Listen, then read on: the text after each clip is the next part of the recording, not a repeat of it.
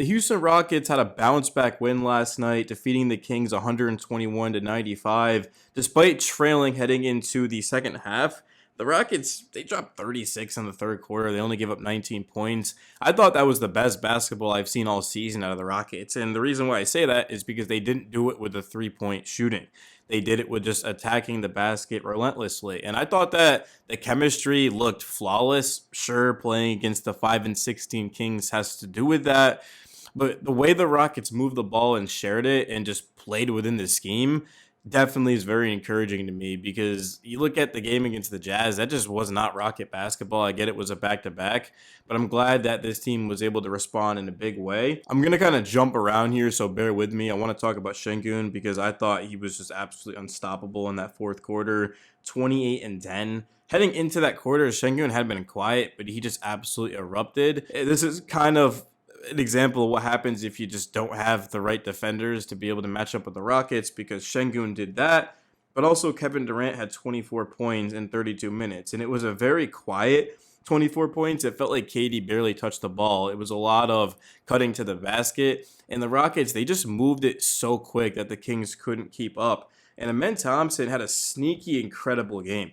I'm sure Sengun and Durant are going to get a lot of the attention, but Amen Thompson had 20 points and 12 rebounds. He also added in 7 assists and 2 steals with that block shot, of course. He was switched on to a Kings big man, a rookie who actually played well, and Amen just blocked it out of bounds. And I call it a switch, but if we're being honest, there really isn't a matchup in basketball that Amen Thompson isn't comfortable defending. A lot of people don't understand that rebounding is part of defense. Amen was skying up high to bring the ball in, and it got the Rockets out in transition. And crazy, right? When Houston gets out in transition, they're just a much better team. Yeah, they could play in the half court with Kevin Durant and Sengun, but when they get out, that's when they're at their best, and they just didn't do that against the Jazz. So I need to see more of that. Just Amen Thompson out with Kevin Durant.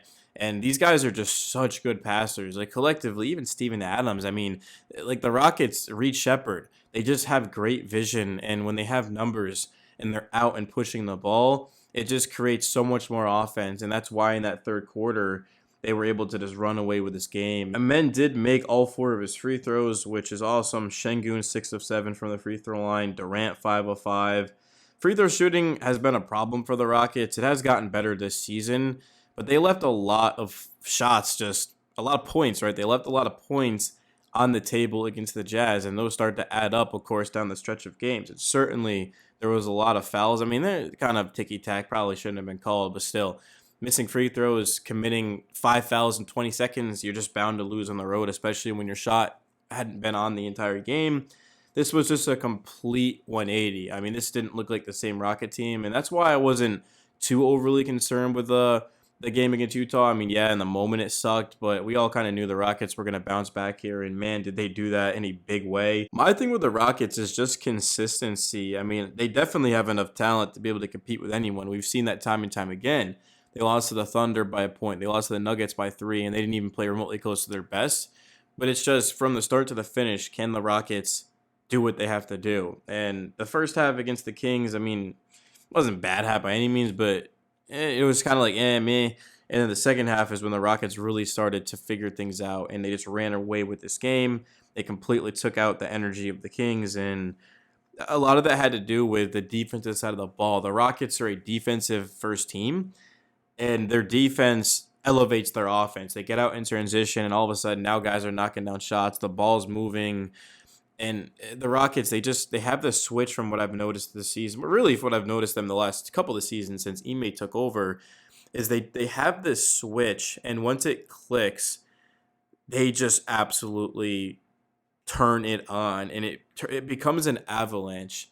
It's like takeover mode in 2K or I think NBA Jam when you max your meter. I haven't played NBA Jam since I was a kid, but that's what that third quarter felt like to me. It just looked like championship basketball, and absolutely it's a 5 and 17 now Kings team. But even like you look at the top teams and the bottom teams, is we've seen good and bad, and I want to see the Rockets start to implement what they did in that second half just consistently the rest of the season. I think they're going to do that, because comfort to me is a big thing for the Rockets. And what I mean by that is Amen Thompson, Sengun, and Kevin Durant, the three guys on the thumbnail, is how exactly do they fit in with each other? Because it seems like Sengun will have a good quarter, Amen will have a good quarter, and then the other one's kind of quiet, right? Like we saw Amen was incredible in the first half. I think he had 12 or 13 points in the first half, and then we saw Sengun take over that fourth quarter. So I just want to see them do what they did tonight, just collectively have good games, and you get 24 from Durant, 28 from Sengun, and 20 from Thompson. I mean, any night you're getting 20 or more from all three of those guys, the Rockets are going to be unbeatable. Jabari, honestly, Jabari had a good game. I mean, he had a really good game. He was plus 24, which is a game high.